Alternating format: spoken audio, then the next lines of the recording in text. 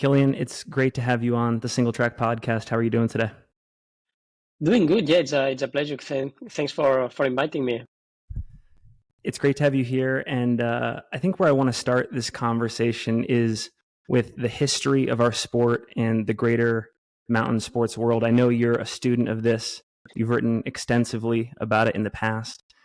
For me, it's interesting to see the reasons why we participate in mountain sports change over years, decades, centuries. Like at one point in the 19th century, it was sort of about like scientific exploration.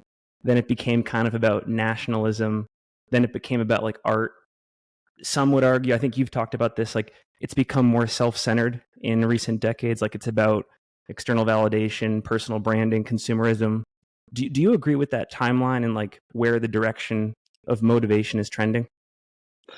Yeah, I'm sure. I think many times, like we believe that we have some kind of freedom on how we take the decisions, but we need to also understand that we are part of a culture, and we have an heritage from the previous generations, and we are bringing this heritage we have, and that's why we do the things we do, and especially the way we do it.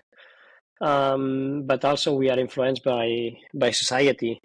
So even if I would say that in every generation it's big differences in between like what people is doing in terms of style or in terms of like intrinsic and extrinsic motivations. It's we have some influence from the culture and the society at the moment, and that's we are somehow prisoners of that, and we are living in a moment where like the image it's very present, it's very important, and like where I would say the what it's more important than the how or the why. And we are transitioning from a generation like I believe like the previous generation, especially in mountaineering, but also like in trail running. When I started trail running, nobody cared about trail running. We were like a bunch of guys, like we were going on Saturdays and Sundays to do a race. We were like the 20 or 50 guys and girls that we were doing that. And when you were training in the village, like people were saying, what is he doing? Like why? Like I remember like a farmer from my village saying like yeah, in the mountains, the cows are in the mountains. It's not place for humans. And so like we have been transitioning from I would say a generation that was more inspired about like the romanticism and like the feeling and just like this feeling of being in the mountains to another generation now that it's much more about external validation. And like every person would have like like prefer one or the other, but it's not the fault of the athletes at the end. It's kind of like how the society it's evolving, and as you mentioned, like before it was like the nationalism, and before it was like more like the exploration on science, and of course like I will have my own motivation, but I would say like in general like we are prisoners of our society at some degree. What values do you want to steer the trail running community towards? Like I guess, and I asked that question wondering if you're concerned about like the current value system in our sport, if you think like one era was better than the other. Talk about that. Yeah, we always romanticize the past. Like we always think that the past was better, and that's not always true, I would say, and probably often is not true. When we think about trail running, like we are living in an era that it's having a lot of good things, like the sport. It's much more popular. It's many more people practicing. It's people from different cultures. The sport it's much more diverse. Even if we have a long way to go to have a more equal a more diverse sport. Like it's growing in that direction, so that's great. That's something that that I think we are improving a lot. But on the other way, I think like probably like we are in a period where we see a lot of very fast changes. Sometimes like we are getting a bit more far away from like what I believe is one big value, that is this connection with nature, and Mm. that like personally I feel that beyond like the wanting to achieve something, that's on all the sports, like the intrinsic motivation to want to achieve something. That's what drives us to train and to train hard and to push hard to perform on a race. But why trail running and not like track and field or cycling or another sport? I think it's this connection to the nature and like willing to accept that we are part of it and that we want to adapt to them, and not the other way around. Not to try to be in the nature and not to build like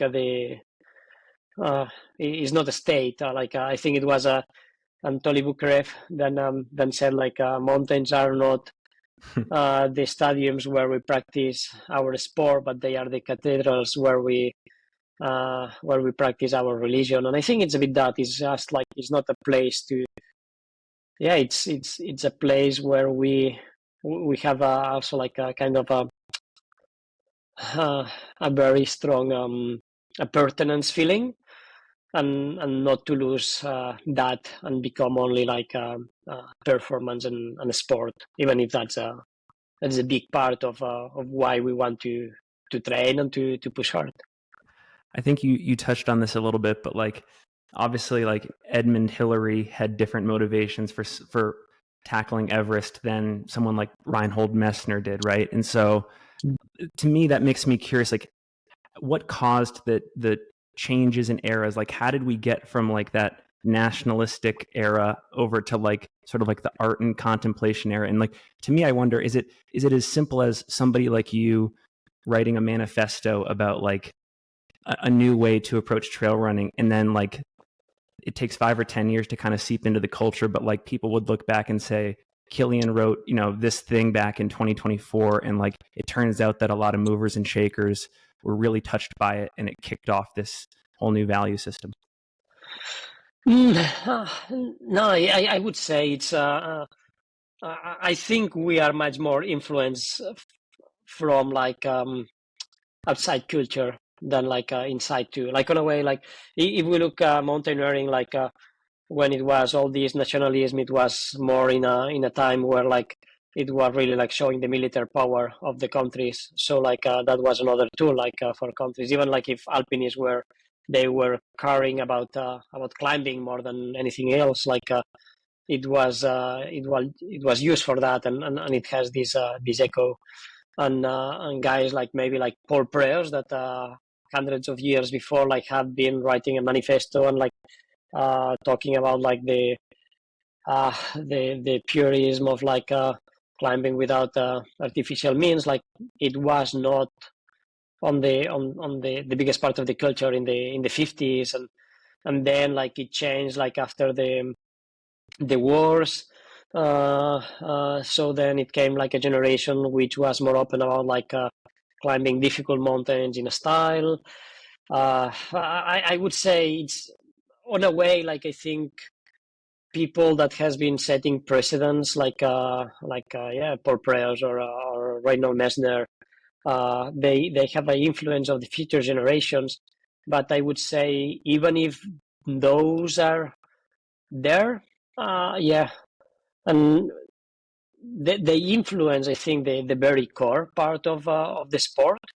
But the biggest part of the sport, I think, it's more influenced by the general society trends. Last question for you, sort of on this topic, because I know you've written about this too. Like you look at people like Dean Potter, and they kind of like don't necessarily belong in their generation. Like they're very free, and they kind of chafe against that whole like conquest of the mountains pursuit. Like they're seen as like the others. And and I know like you've talked about freedom before, like, and you're constantly being watched, you're constantly being interpreted, analyzed, judged. Is that like a break on freedom for you, or do you feel like you still have like the agency to do whatever you want in this sport? I think I have more and more like freedom by time, especially because I choose to go that direction. And yeah, when I started, like, and that's also like I believe like to have the freedom to do things. First, you need to master the rules, so you can break them. Like you need to. I think it's no freedom without a deep knowledge. I would say because then like you are not you are not able to see the whole picture. And I think that's a big part of the problem sometimes, that we think freedom is coming from a blank page, and I would say it's the opposite. Like you need to have all the books to be able to erase the letters and find this blank page to develop to break the rules to develop the art. And I think like when I started the sport, of course, like I had like I wanted to do some races, some things, and I was inspired, and that was like what was motivating me. It was like, okay, I don't know, I want to win this race, or I want to do this thing because somebody else has been doing it, and it has been inspiring me, and that's a great motivation, and somehow I was following these ways, and it arrives a point, I think, that it's just okay. To look further, like I know if I achieve something that I have been achieving before, I personally like my emotions will not be as special as in the past, and even if probably the easiest thing to do is to keep doing like what I am good at doing, and just like to seize the best opportunities I can have. On a way, I feel that I would be losing my time, and I prefer to just like step a bit back on a way, which for me it means like a step further. So like get a bit out of what I have been doing all the time, and to see, okay, no, that with all this knowledge I have now, it's time to take a blank page and start to do things that are different. And I think that's what's freedom for me. Just to take more time to do other things, and and especially think like I also choose my lifestyle and my way of living, and my appearances and all that, so I have the time to reflect, to not be roll in the many times like we are just roll on the inertia of the moment, and it's very hard to get out from that, because like you just get opportunities, and of course you take them, and you are doing what you know to do, and it's hard to just say, okay, maybe that's not what I really want to do, and just to get out of that. And I think I choose to have a lifestyle that it's a bit easier for me to stay out and to do other things. Yeah. I'm kind of chuckling to myself because I feel like, this is a trail running podcast, but I'm asking you a lot of questions sort of about the alpinism area of the endurance sports world. I know, like, especially in that world, but I feel like it could apply to trail running too. There's a lot of debate about whether all of these technology advances are making like the idea of impossible extinct, whether it's in like the climbing world or in trail running, and whether that's a good thing. And I know you're probably familiar with this blog post. For anyone in the audience that isn't, I kind of want to read an excerpt. It's from Reinhold Messner. So he wrote this, I think, when he was like 25 years old, maybe. And he says, times change, and with them concepts and values. Faith in equipment has replaced faith in oneself. A team is admired for the number of bivouacs it makes, while the courage of those who still climb free is derided as a manifestation of lack of conscientiousness. The innovators perhaps wanted only to get it closer to the limits of possibility. Today, however, every single limit has vanished and erased. In principle, it doesn't seem to be a serious matter, but 10 years have sufficed to eliminate the word impossible from the mountaineering vocabulary. Some people foresaw this a while ago, but they went on drilling, both on Direttisimas and on other climbs, until they lost the taste for climbing. Why dare? Why gamble when you can proceed in perfect safety? Last part here. Anyone who doesn't play ball is laughed at for daring to take a stand against current opinion. The plumb-line generation has already consolidated itself and has thoughtlessly killed the ideal of the impossible. When future mountaineers open their eyes and realize what has happened, it will be too late.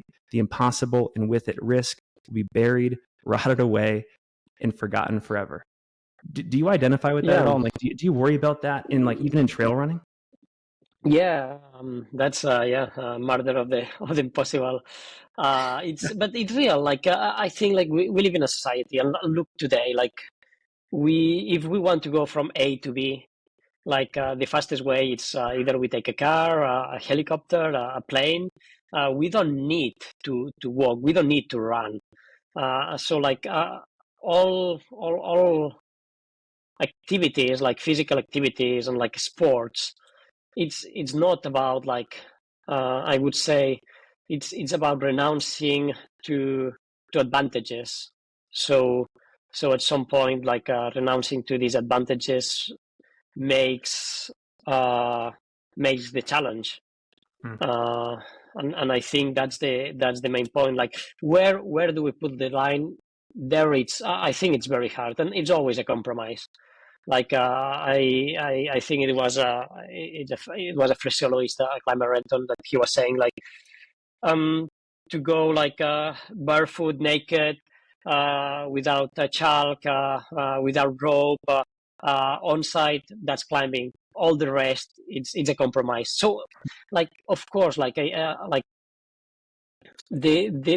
purity of a thing, it's to not take any technology, but unfortunately, also as animals, we have a lot of limitations, and also one of our strengths is the brain. So how we can use tools that are available to us. So it's always this compromise to where we put the line. In sports, it's somehow easy. You have the rules that are there to preserve this fair play, and this that the sport is fair to its intended values on being human driven and not technology driven, and I think that's what rules are made for in sports. Sometimes we can see that are going on a way or on another. But I would say it's we should keep that, and when it comes to other sports like mountaineering, on that, then it's a self-imposed rules, and that makes a bit much more complicated, because then it's harder to, I would say, for people to compare A to B, and it don't need to be compared, but but it's important to have this understanding. Yeah. So obviously trail running is different in a lot of ways from the mountaineering world.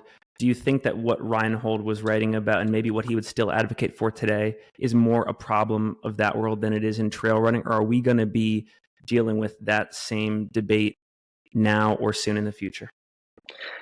Yeah, I would say in trail running, first, because it's these rules, in general in the competitions, that you will not take a car to win a race, that you will be disqualified. That's not happening in mountaineering. In mountaineering, you can take a helicopter, climb a summit, and somehow it's not that you it's not a qualification or disqualification. I think that's what ensures a bit this part of sport. Then I'm not really worried about that on trail running because of that, because it's a regulated sport. I think in mountaineering, the biggest problem in mountaineering is mostly for the future generations, that you are murdering future possibilities that maybe they could be done in a better style in the future, and they are doing it now in a style that it's murdering that possibility of doing that. In trail running, I think it's not there because of that, but I think we need to reflect where we want to go on things like assistance, for example, assistance on races. Do we want the sport to have much more assistance, or do we want to limit that somehow? When it comes to gear, we are a pretty simple gear sport. It's not like cycling or sports that require a lot. But I think it's important to reflect on those things that makes advantages to people that have access or not access, and to understand where we want to be as a sport. And that's I think when you have this set of rules and everyone is agreed, it's I believe it's okay. Like cycling, it's a much more technological sport than running, and the cycling community accepts that. So I would say it's okay. But it's not like Formula One. That it's another level. So I think it's more like on the culture of the sport where we want to stand for, and I think still some degree of sufficiency. It's important in trail running. So of course it's aid stations. It's some external help, but to understand where do we want to be on that, at what degree, I think it's a reflection that we should take more, because it's if not, it can evolve very fast in the near future, and then it's kind of it's always hard to renounce afterwards than to just establish at the beginning where are these limitations. You're probably the best person on the planet to get insights on the life of an elite athlete. Like when we talk about what it takes to suffer, sacrifice, renounce earthly pleasures, be comfortable with sort of like the self-imposed pressure and anxiety of competition. I got to actually give you another mountaineering quote, because I pulled this Mark Twight. I'm going to read this to you, and I kind of want to get your thoughts on it and see if you identify. He says, "I trained, I punished myself. I thought making myself suffer on a day-to-day basis would prepare me for climbing hard at high altitude. I slept on the floor. I carried ice in my bare hands. I beat them against the concrete just to see if I could handle it. I never missed an opportunity to train. I ran stairs until I vomited, then ran more. I ruined relationships to get used to the feeling of failure and sacrifice. It was much easier than holding on. I trained in the gym on an empty diet to learn how far I could push myself without food or water. I imitated and plagiarized the heroes who lived and died before me. I spoke only strong words and ignored weakness at every turn. I subdued my fears. I was opinionated and direct. I became a man either well-loved or truly hated. I was ready for anything." What do you when you listen to that, or when you read that, was he just romanticizing sort of the tough aspects of being an athlete, or is there any truth to what he was saying there? Yeah, he was really putting it to extreme, and I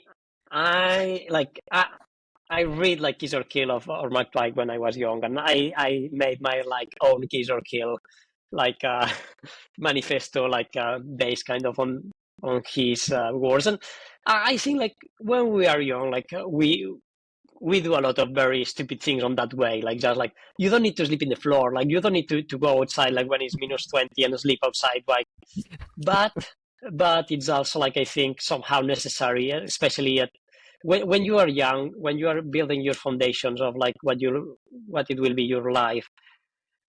It's at the end, if you want to be a elite athlete, it's a lot about the lifestyle. It's and lifestyle. It means of course it will be hard training, but the hard training is not that you do a very hard session one day and then you can have I don't know easy and things for many weeks and then another hard session. No, it's a lifestyle where you are training, but you are also having a very simple life, not having distractions, not having Yeah, just to be also connected with your body, and all these things are when you are young. If you want to enter into that, like many times, like you try to find this kind of motivation on like exaggeration of the discomfort, and also because like it's yeah, in top athleticism, it's a lot of discomfort. It's discomfort like physically, because like training hard, like it means that you will be feeling very tired. You will feel muscle fatigue. You will feel like you will have injuries, and you will feel like shit for many days. But also like Yeah. mental fatigue and mental discomfort, like when you have all the pressure for a race and it's not going well, and you feel like that you're down, that your life have no sense, because like you have everything in your life is to perform in a race, and you are not or you are injured and you are not performing, and it's like so it's all this mental and physical discomfort, and you need to accept that. You need to be okay with this, and for that I think it's you need to find, or it's not to find reasons of why you want to do that, but it's to understand what are the reasons, and because like at the end I think every athlete that is there and is there for a long time, it's because at the end yeah, it's not only like the quality of the motivation, like saying like, yeah, I want to do that because it gives me like I don't know, like happiness, or it gives me a sense of living or whatever. But it's also the quantity of that motivation. It's just like, okay, I want to do that, but I will to put this much effort to achieve this thing, this to put this value to that, and I think both things are necessary, and that's just like building this lifestyle, and yeah, even if it's like it's just like it's it's this talk of Mark Twain, or the ones I did when I was a kid, like that's inflated, like on like it's like you take a philosophy and you give like uh, steroids to make it like super exaggerated, but somehow it helps when you are young to just like push yourself to this kind of discomfort. Well, it's interesting. So, like regarding athletic identity, athletic pursuits, I'm seeing on social media a lot of people, especially in the younger generation, people in their teens, their 20s, maybe even early 30s, sort of pushing back on the idea of being defined by this stuff. And so, I'm curious about that, because if you follow the philosophy of people like Mark Twain, they would respond that these people, like, they're clearly not participating in their actions wholly enough or deeply enough to be shaped by them. So where do you stand on that debate? Like, do you believe that you kind of become what you do, and also to the extent that you do it like in like a passive way or like very passionately? Yeah, no, I think yeah, what somehow like we are what we do, and that's because like it's for me it's important that it's an alignment between like what we think and what we do. If not, like somehow we are living in a delusion, and it's yeah, it's but yeah, I think it's also like in many uh, yeah, I think today like many younger generations have so much pressure from like yeah, what is expected for them, and from them too, like that it's like it would be impossible to handle, I think, for like most of us when we started, like when I started running, and we had like the focus on like very few days a year. So we were in the action because it was nothing else than action. It was just like you go training, you go doing that, and nobody knows what you are doing because you are out on that, and then you show up in the race, and then it's going how it's going. But today, like it's this expectation of like every day, and what are you doing? What are you feeling? Why are you feeling that? Why you are injured? What's your thought on that? What's your like? It's this overexposition that many times it don't allow us to just say, okay, I'm just me and the action and doing that, and I think that's yeah, I think that it's changing, and that's why I would say like many young athletes are born, or like they find hard to find this more deep passion on the routine, on the training, on that. But it's also because like they have so much pressure on like an expectation that they cannot find the silent time that is necessary to do that. So I think like and we are always like uh, putting that pressure on younger athletes that yeah, like we expect them to perform well, but also like we are expecting them to show everything, and uh, and yeah, I think it's a complicated moment for that, and then like also expecting the short time results. It's a big difference too. Like I think when before like in my generation or that, like people started climbing, they didn't expect like to go to a big thing early, even if they did, but it was just like they were training home, and like just when they felt ready, they were going to do some big thing, and I think that was kind of the same for me. Like I was training, and I show up to the races, but I didn't have like the expectation of doing something big when at a point, because nobody cared about that, and it was not this social communication for these things. But that also like makes that athletes are more impatient on like having results, and if they don't have the results, it's harder to manage, it's harder to keep motivated. So I would say is as I mentioned at the beginning, like we are prisoners of our time, and I think the younger generation, that's one of the big challenges that they are facing. Well, this is another cultural question for you, but and I'm new to a lot of this reading. So the world of alpinism, mountaineering to me is very new, and I'm getting introduced, I'd say, in the last 1 to 2 years to a lot of this writing, and it strikes me that it's so philosophical, and so many questions of life and death are very much on the surface. Like you read people like Reinhold, Mark Twight, they're talking about their experiences in the mountains, but they get very philosophical in the way they sort of describe their commitment to it, their whole entire community, their world, their actions.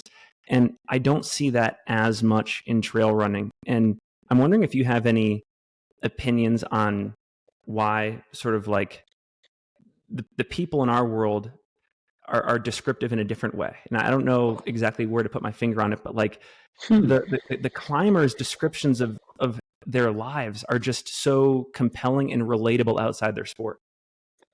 Yeah, well, I think it's a few examples. Like I think if we go to books like Once a Runner, or like the Lonelies of a long distance runner, like they are good examples of like mentioning that. But I think it's also the activity like mountaineering, like the relation with extremes. It's there. It's vivid. Like it's like yeah, like you face death like a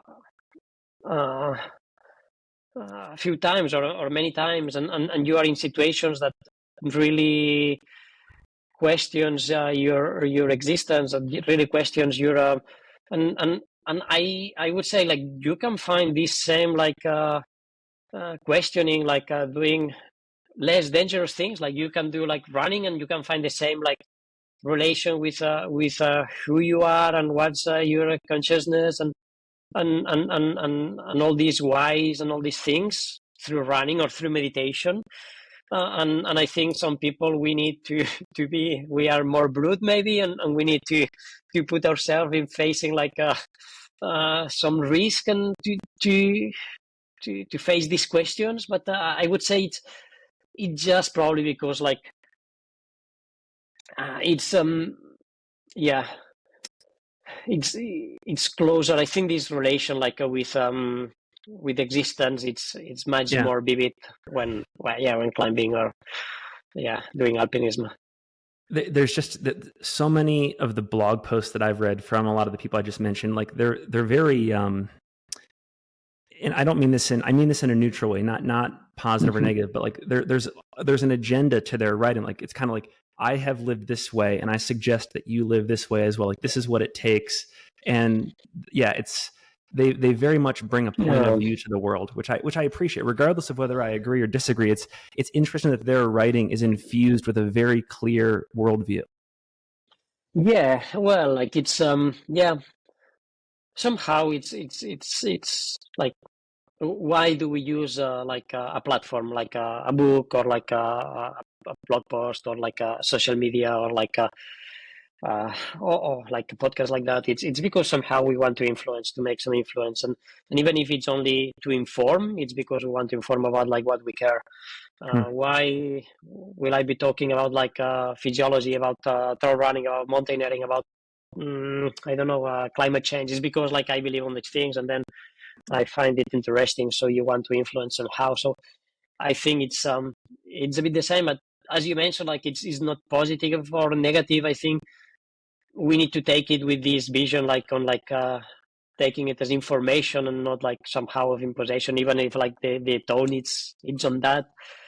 And then I think the tone, it will be also more depending on the person, on like the ego of that person, and how they see, or how we see our position in the society, in the world. Like probably like if you talk to a politician, it will be much more impulsive, like on saying, yeah, that's how I see the world, and that's what I want to be. If you talk to I don't know, like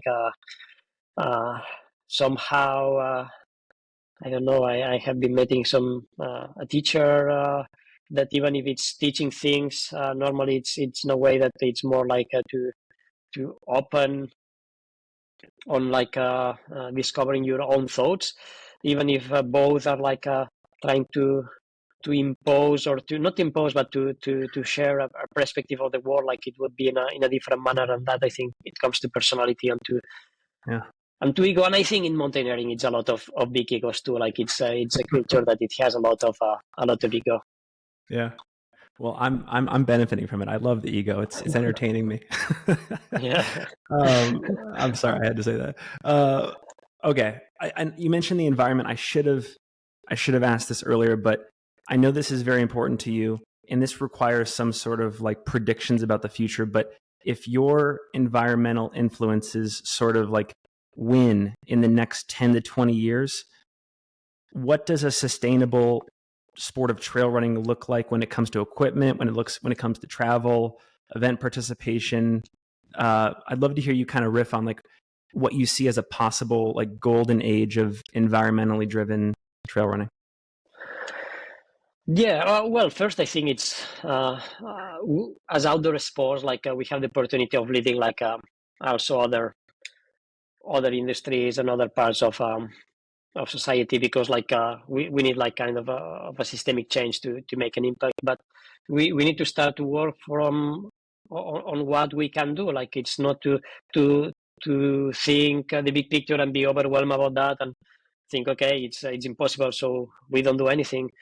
And I think like it's especially in trail running, it's very good examples on like how to do things. And we can start thinking like on like when it comes to equipment, like how can we reduce the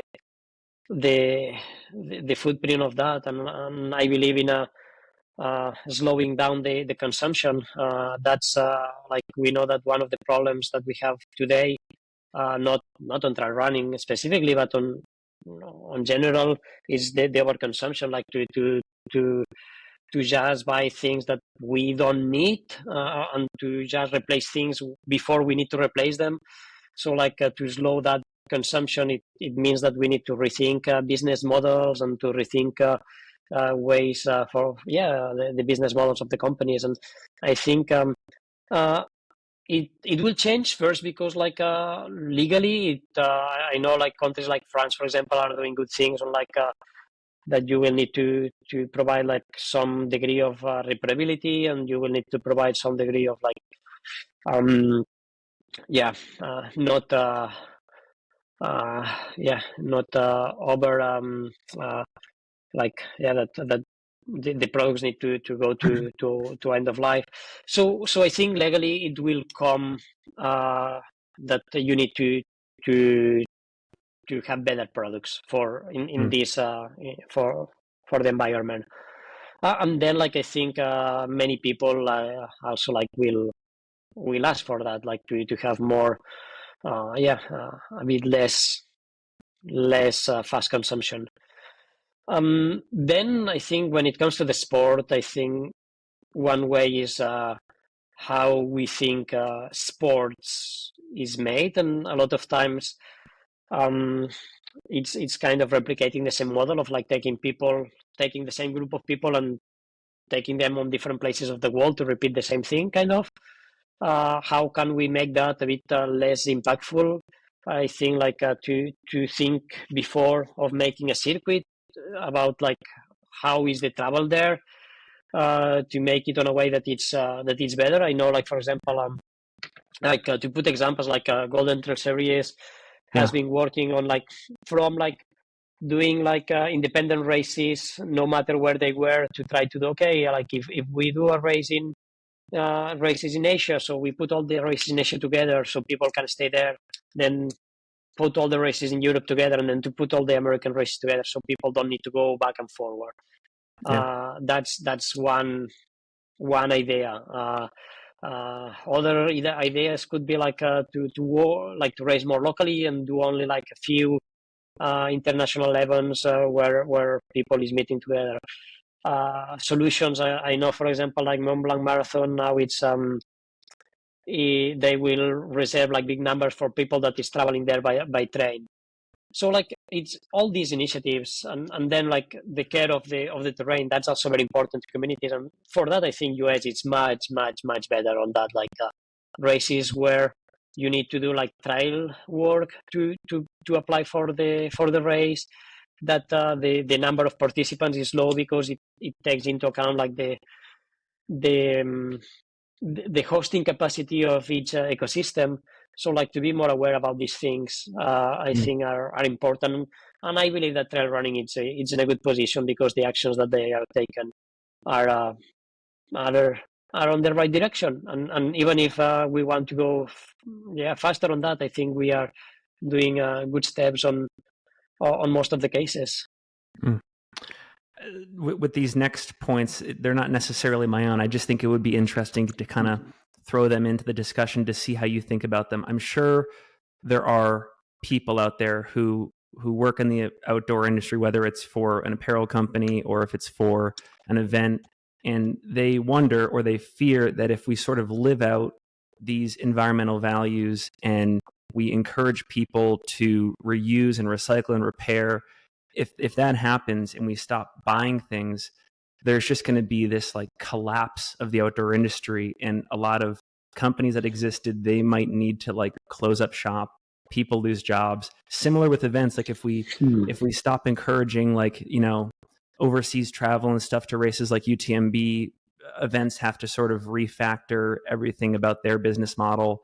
Are these like doomsday fears? Do you think that they could actually happen? Like, how do you think about like how the industry would need to sort of reconfigure itself under this value set? Well, I think it's most of the time like we fear what we don't know, even if probably it's like better. And I think it's because we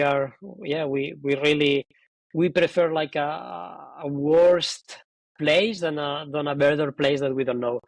And I think like we are seeing like for example with the event side, like it's many small events locally that they are closing because it's not enough participants in the small races anymore, because like everybody wants to go to the same big races, and that's on the opposite way as you were mentioning. Like I don't think the big events will have a problem if it's less people that is traveling there, but on the other way, like we are seeing the opposite. So I think it's if it's just like how we are changing, like if we see that the sport is more global, so like that means also an opportunity for local races to have more competitors from their own country, and probably makes more sense that a race like from here, from Norway, have more Norwegians than a race than in another place. and we are like we have been changing a bit that, and we maybe need to be a bit more reasonable on that. And when it comes to the industries, that's probably one of the biggest challenges, like how we change the system. So it's different, but we have always been fearing that when it comes to these changes in industry, like when it was the Industrial Revolution. Now, when we are facing like artificial intelligence, how this will affect the all the businesses, and it's not that. Like I think then is like we can't be just like driving as fast as possible towards a wall because we say we can't stop because we are afraid to stop. Like no, it's like before like just going as fast as possible and have a big crash in a few years. Like how we can like start to change things and like. It's always like when you are changing things, it's always other opportunities. Like when we were inventing machinery and we thought that people will lose their jobs, like people was doing other kind of jobs. Like it's not that it's changing. It's of course like I would say we need to change the way we do things. That means that we need to adapt. But it's I don't know, like cobblers, for example. It was a word that it's been there forever, and I think like they would be happy on another way to have more work. But so it's not only like I think we always see just the negative thing, like the negative things of change, but not all the opportunities, and we need to look also like what change means for good. I'm very excited and very interested to see how all actors in the system consider the future and even the trade-offs they have to make. For example, I know for you, you've had to make tough decisions. I just became aware of this through one of your recent blog posts, but like from what I understand, you had a car sponsorship last year that you personally ended because of the Fossil Fuel Association. So even just seeing like affiliations with brands change in the coming years is going to be very interesting to me. Yeah, no, and I think it's very different. Like I'm in a very good position to take these decisions because I'm not fighting like to get a sponsorship that it means that I can pay my rent. Like I would say like it's very different my position now that I say I have a good contract with this brand that I believe on that, and I don't need to worry that next year I need to find another sponsor, and then it's like I need to take the opportunities I have because I don't know if blah blah blah in the future. So I'm in a comfortable position. So it's not that young athletes or athletes that are in a difficult position on that like needs to take these decisions. That would be unfair. Even if some cases we see like it's a British track and field runner in Ignes or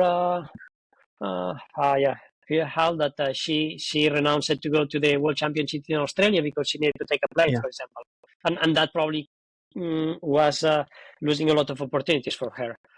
But she made that decision. But I think it's not about making the young athletes to take those decisions, but the ones that we can have it is like, where I invest my time, my money, and my resources. Like, do I need these extra cash from Brandon? Do I need this extra publicity from like going to this TV show, or like this money from like going to a conference that it means that the footprint for that will be XXXX?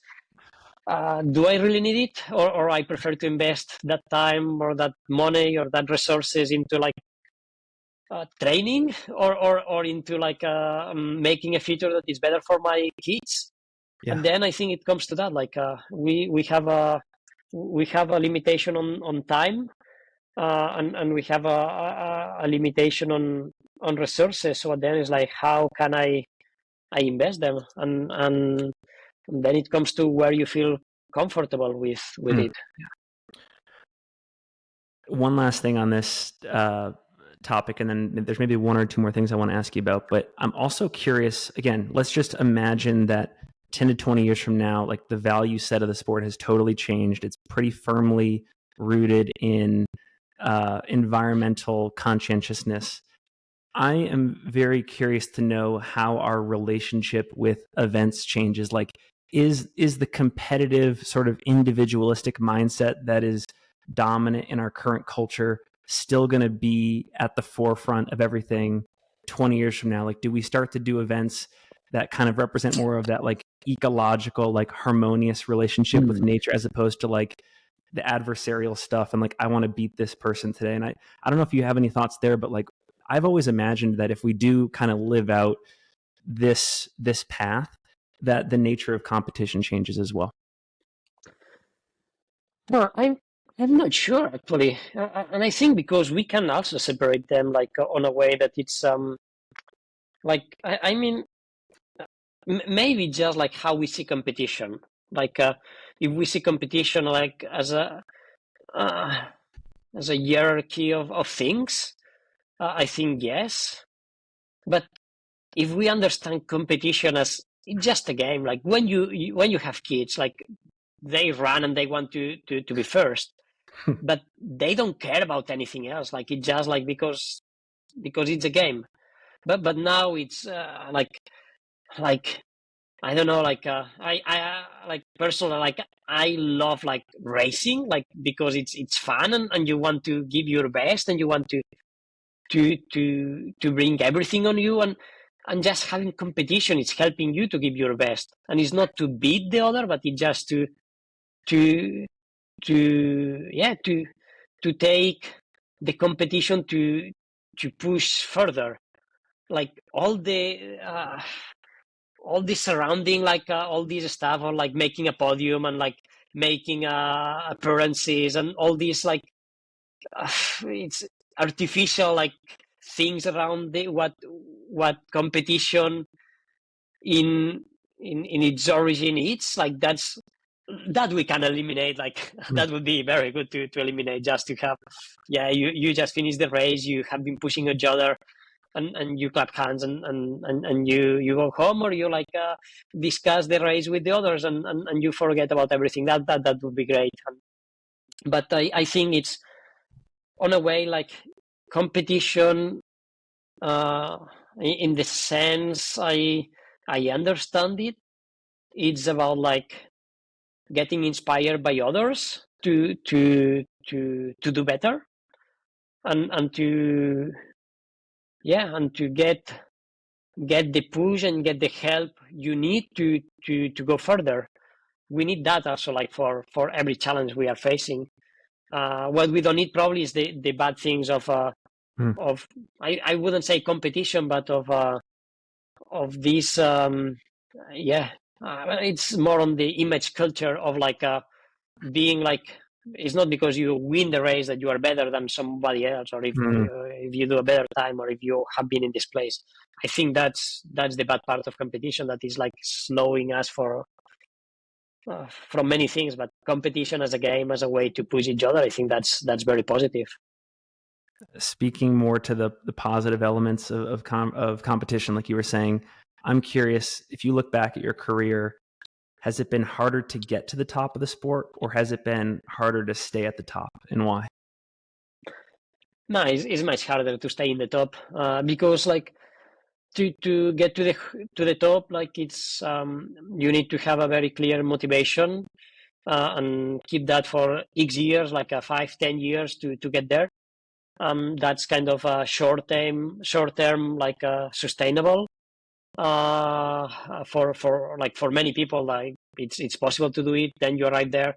But then once you are at top level, like to be able to accept the downs that it's during a career, say, okay, I think many problems is that when you achieve a level, then you think that that's your level, and no matter what, like you will stay there. No, like you need to work every day. Like you need to wake up every morning and think, okay, I'm nobody. I need to work and to train and to do everything I need to do in the right way to win the next race. So like I would say physically, probably it's harder to get there, but mentally and mentally I mean all these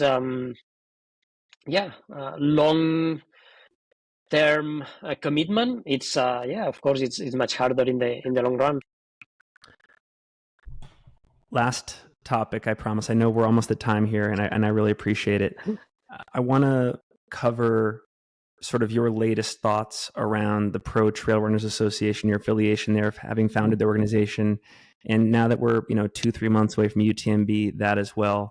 Back in January, you co-authored an email with Zach Miller to fellow pro athletes, sort of expressing concerns about the direction of that race and organization, asking how to apply pressure to fix some of the problems, and sort of openly wondering whether choosing a different race at the same time of year would be an option, a worthwhile option to kind of affect change.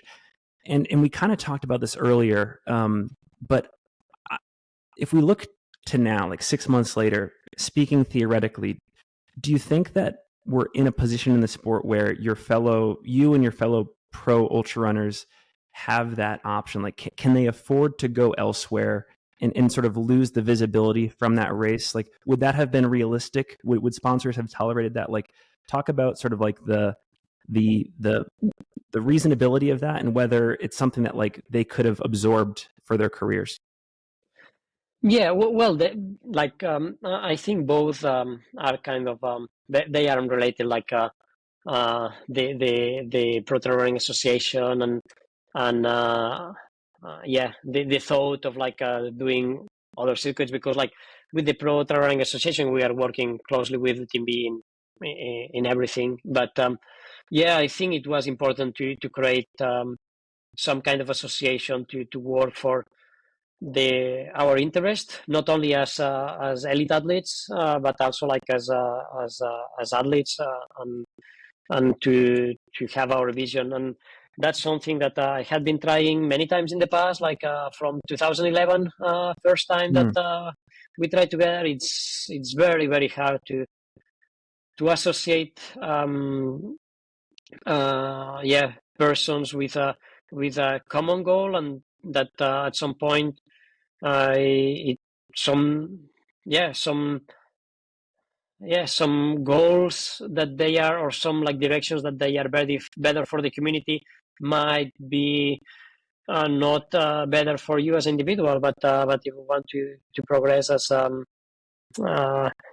as a community, we need to also be okay with that. And so it has been taking more than 10 years to finally get there, but yeah, I'm very proud of the work that they are doing. So I was founding it, but now my involvement, it's like I don't have the time and to be more involved. Like I'm just another pro athlete that it's there, but I'm not part of the working board. But it's great to see the work that they are doing on many different things, and how the things that they are, or that we are achieving when it comes to equality, when it comes to like education of the athletes, or when it comes to being more clarified on how it's like the entering of racings or things like that. When it comes to also like we're talking about environmental part of trail running in the Pro Trail Running Association, is also like working on this, and it's I think the difference is just like if a race organizer asks me, like as me as Kilian, like what is your opinion on that? Like I can give my opinion, but it's just an opinion. If we as an association, we can like work together and think what it's in the best interest of everybody, and that's much more stronger. So like it's important, I think, in this moment that the trial is really evolving, and we see like federations like the World Athletics and the Mountaineering Federation on a way, like trying to pull each way to do things, and then all the private circuits like pulling on different ways. Like I think it was a risk that athletes that can be under ITRA, for example. ITRA, it's normally the association of all the trail runners, and the pro running for the elite athletes. So like, how can we really have a voice on that, and to work with all these other parties? So it was for me, it was very important to create it so we can have a voice, and we can work together. Like most of the times when we think about like associations of athletes, or we think more about like unions, and it's always like to be the pain of the ass of the companies, and the reality is not like that. It's just to work together. Is like I think like in 99% of the things we want to go the same direction.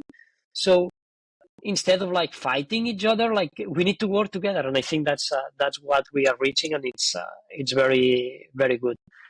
Then like when it came with UTMB, like I think that UTMB it's been like always like a trailblazer, and like trail running. They have been pioneering in many things when it comes to growing the sport, when it comes to communication, live streamings, to many things, and I think like in the last years, with the big growth that they had been having, probably also with the when Ironman entered too, that they know very well how to manage events, but they don't know they were probably not knowing the culture on trail running, that it's different from triathlon. All this was probably they were focusing on a lot of things that they needed to focus, but this growth, like probably they got away from a big part of the community. And like it's how could we like get back to having conversations, and that the UTMB board was like kind of more in contact with community. And yeah, it's sometimes like you need to make a bit of noise to get attention, to restart this conversation. So basically that's it.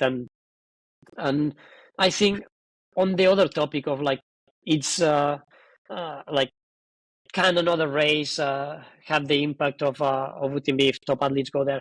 I think it really case to case, and we see athletes like that are not going to UTMB. Like I think, for example, this year, like Francois is not going. He have his own projects, and like Zach, it's not going. It's not because like don't want to be in UTMB. Like I might go to UTMB in the future at some time, but it's not. Yeah, it's not interesting me for this year, because I have other projects, I have other ideas, and Francois maybe the same, and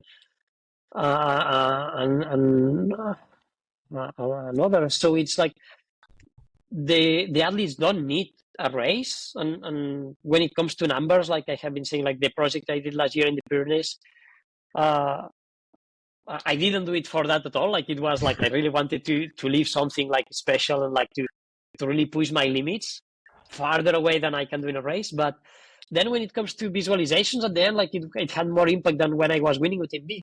So like we need to think as athletes, like we don't need to do each thing to have opportunities.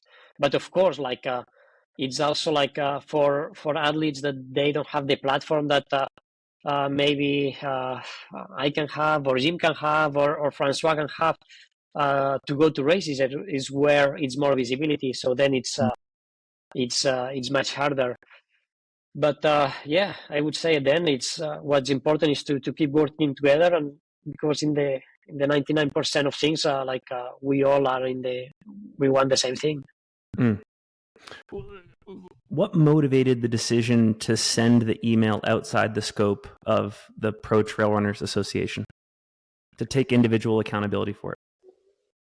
No, it was mostly like Jack thought like it's like talk with the not a big group, but just like the 15 top athletes to see if they want to do something else.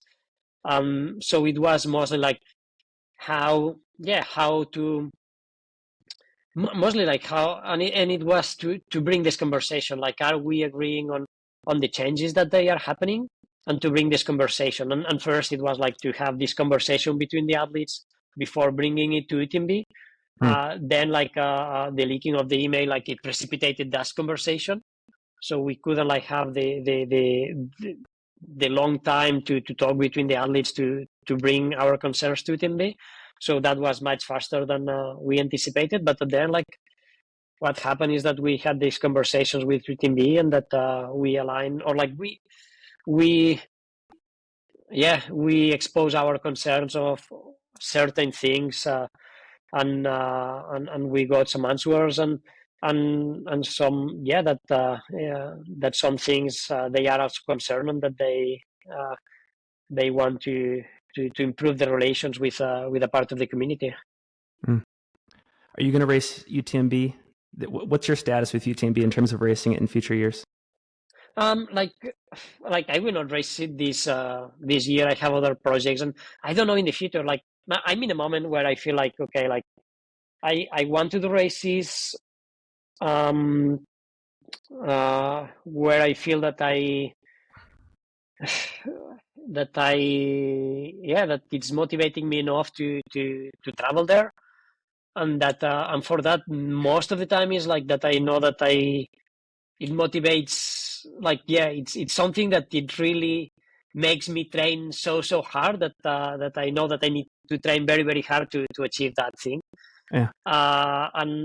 And that's like it's it I don't know how it will be. Like right now I know that some project like the Pyrenees last year, it took me so much more of me, like physically, emotionally, on terms of like investment, like during the project, that it's something that on a race today, because I know how to race. I have been doing for many years, and I'm a very competitive person. But on a way, like it's like like I'm happy, but it's not this like moment at the end that is like, hell yeah, that was something amazing. That's not there anymore, because I have been experiencing before. So it's like, okay, should I go to another race and feel just like, it's cool, or like I invest my time and my energy in something that I know that it will require my 100% on everything. So like I will like keep racing because I love that, and because it's a very easy way to keep motivated to train hard. If you know that, okay, next race I'm doing is Sierre-Zinal, it's like, okay, I know that it will be guys that they are very strong there. So if I want to perform well because I'm traveling there, I need to train very, very hard. So that motivates me. And if it was not the case, then I would not go to do the race just because I can do the race. So I'm more on that point. So maybe in the future, at some point, like UTMB will motivate me enough to say, it will be a fun race. We will need to give everything, because that and it's and I love the race, the course, and that. So why not in the future? But I think right now it's I feel that other projects are I feel that I can invest more of my everything, and that I can feel more that I'm pushing more myself, and that I'm discovering new things of me than to do a race. That it's very exciting, but I have been also experiencing many years, so I kind of know what I will feel if I win or if I do a good race. So it's exciting, and it's hard every time. It's not that it's done, and if I participate, it will be hard to do a good position. But it's not giving me the same emotion as other things. Well, as a fan of yours, and if you ever do come back to the American scene anytime soon, I really want to see you do the Cocodona 250. That's the first one. I don't know if Yeah. you watched all the social media on that, but would love to see you do Cocodona. And then I'd love to see you give the Appalachian Trail FKT a go, multi-day, in the spirit of multi-day. Those are amazing things. And I have been like, as a fan of a sport, like following like these races, these FKTs, it's always giving like a lot of inspiration. And yeah, it's nice sometimes to just walk on the footsteps of the pioneers that they were doing these things. Well, Kilian, I appreciate you for everything you do. I appreciate the time here today. A couple things I'll say. So you've got a movie coming out about that Pyrenees trip. Is it in June or later this month? Yeah, I don't know when we are releasing it. It's just been like showing in some cinemas and festivals, but yeah, it will be probably in some way accessible for everyone very soon. Okay. And then obviously pointing folks to the Normal brand as well. I've actually got coincidentally a pair of the Tomir 2s in the background here. Yeah, we'll link to it all in the show notes. Kilian, I know you're busy. Yeah, really appreciate your time. Thank you so much for the conversation. Meant a lot. No, it's a pleasure, and thanks for the work you are doing to bring the trail running culture out and to inspire also like a lot of people to get out. And at the end, it's like we need to run, we need to move because we need that as humans. And if we do that in nature, it's a plus. We need that for physical and mental health, and you are doing a good job on bringing people out. So thank you for everything you're doing.